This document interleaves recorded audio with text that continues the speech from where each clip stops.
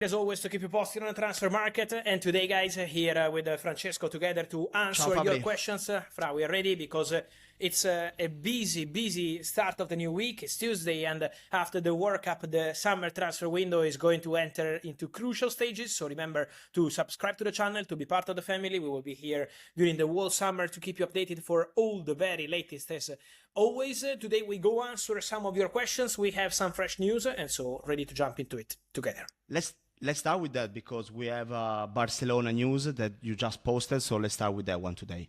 Yeah, I wanted to start with Barcelona with a fresh update because there is the present, of course. There are many players they are negotiating, players who can leave, players who can join, but there is a talent for the future. And the future is going to be also Jesse Biziwood. He's a winger, 18-year-old Belgian from Club Brugge, who is joining Barcelona on a permanent transfer. The deal is now done and completed. I told you over the last 2 weeks that the deal was very close, almost done, just waiting on some final details between the two clubs. Those details have been clarified today. So new signing for Barça, Jesse Biziwood said yes to all the contract conditions together with his family and with his agents, and Bruges will receive 8.5 million euros guaranteed fee plus 20% as a sell-on clause. So everything completed, everything sealed. Another signing wanted by Deco, Joao Amaral, the management of Barcelona, who are obviously believing the players from La Masia. New signings as well, but also it's important to add some of the players talented around Europe who are joining Barça, and Jesse Biziwood will be the next one. Talking about Barcelona, Fabri, there is this saga of the summer that also lasted during the World Cup, talking about Julián Alvarez, what's happening, what can we expect in the coming days and weeks from his future? I think it's going to be, obviously, after these 24-48 hours, because Barcelona are also respecting the difficult moment for Julián. It's been really tough for Argentina, and this is not just for Julián Alvarez. If you speak to people close to Enzo Fernandez, people close to Dibu Martinez, or all the other players, the answer is the same from everyone. And now it's time to recover a moment, just because it's been very tough for them to lose the World Cup final. They had big expectations, so Barcelona are respecting that. But after this moment, Barcelona will be back to the table and try to understand the final answer for the Julián Alvarez story. Laporta said before the final, by the end of July, we will give a verdict on our proposal. So on how long the proposal is going to be valid. Barcelona have started accepting that they have to consider alternatives, and Barcelona have started making some contact to understand the situation of some other player around Europe in case they can't get Julián Alvarez. But before giving up, despite Atletico Madrid public statements in a very clear way, Barcelona still want to try. Barcelona still want to talk to the player, to his agent, and to Atletico Madrid to try and understand if there is a chance to make it happen. Otherwise, they will move on and go for different players. So Barcelona will try again, but at the moment, I maintain my position. Atletico Madrid are making their life really, really difficult, not just in public with their statements, but also in private with their clear stance.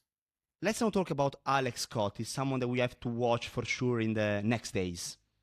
Yes, for sure, because first of all, the update of the day on Alex Scott is that at this stage, Bournemouth received a clear answer from the player, despite offering him a new contract and despite being open also to the possibility of including a release clause into the new deal. So basically the message was play with us one more season, European football, and then from summer 2027 with a release clause you can basically pick your favorite club for the future. Is something that, for example, Antoine Semenyo did with Bournemouth in the recent years. He accepted to include the release clause, and then in January he was picking Manchester City over Tottenham, United, Liverpool, and many other possibilities. So Bournemouth went to offer the same to Alex Scott, but the player rejecting the new contract proposal.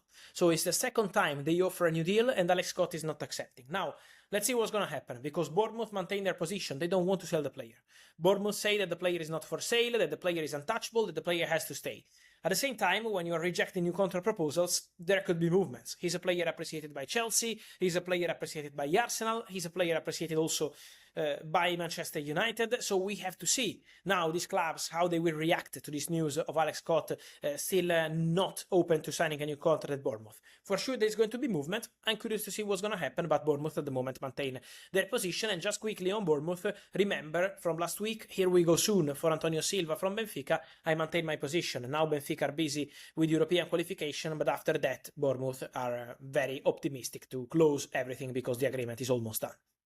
One of the heroes of Spain that won the World Cup was for sure Rodri, and we are all happy to see him at this level again after the injury. And what's happening with Real Madrid? Can you clarify the situation about it?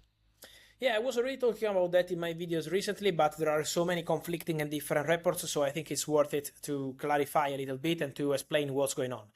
Basically, on player side, Rodri would be, first of all, very open to returning to Spain, and second, he dreams of Real Madrid. I say that in several videos, also in the recent days, and I maintain that. At the same time, I'm also being told again and again that the president of Real Madrid, Florentino Perez, personally is blocking this move.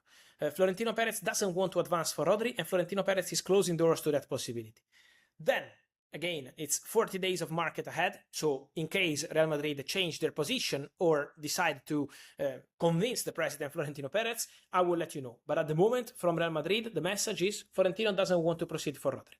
In case this changes, obviously, remember that Rodri is out of contract at Manchester City in summer 2027, so financially, the deal could be possible to afford for Real Madrid. Remember also one more thing, Manchester City. Manchester City offered a new contract to Rodri in April. In the last 2-3 months, there has been no agreement over a new deal, so a complicated negotiation in terms of numbers and in terms of salary.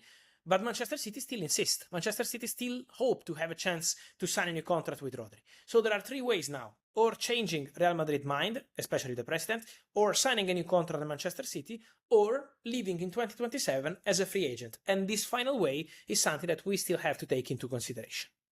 Let's move to Chelsea, because now the English club have to sell some players for sure. And what about the future of Nicolas Jackson and Alejandro Garnacho? What's going on? And also other exits for the club. Yeah, it's going to be busy for Chelsea in terms of exits because they are working on several stuff in terms of potential outgoings. They signed Morgan Rogers, everything is done. But during the conversations with Aston Villa, I told you on the Morgan Rogers day, I think it was Friday, they had a conversation about Alejandro Garnacho. Now the news was also reported in England, but it was reported here on YouTube on Friday, and I can confirm that Aston Villa were inquiring about the situation of Garnacho. But at the moment, the player is giving priority to Italy. There is a conversation with Roma. There is still no club-to-club agreement between Roma and Chelsea, but he's a possibility for Roma, and Garnacho would be open to joining the Italian club. Then Nicolas Jackson is a target for Aston Villa. He's a player we have to keep in mind because they wanted him 1 year ago. They maintain an interest in Nico Jackson. We have to see what happens with Tammy Abraham and with Watkins at Aston Villa because there could be movement. And Jackson is a player they really like. Why? Because Unai Emery used to work with Nico Jackson at Villarreal. They have a very good connection, and so that's a possibility. And just to finish, for Chelsea exits, keep close eye also to Guyu, because Mark Guyu is going to leave the club in the summer transfer window. Could be a loan, could be permanent, but for Chelsea the player is leaving, and so is another one that is going to be part of our conversations very soon. Fabri, I think this is it. Otherwise, you have something else to tell us, or we see you later today. This is it. Today. Yes, on Chelsea, just quickly, remember that here we go for Valentin Barco from Strasbourg.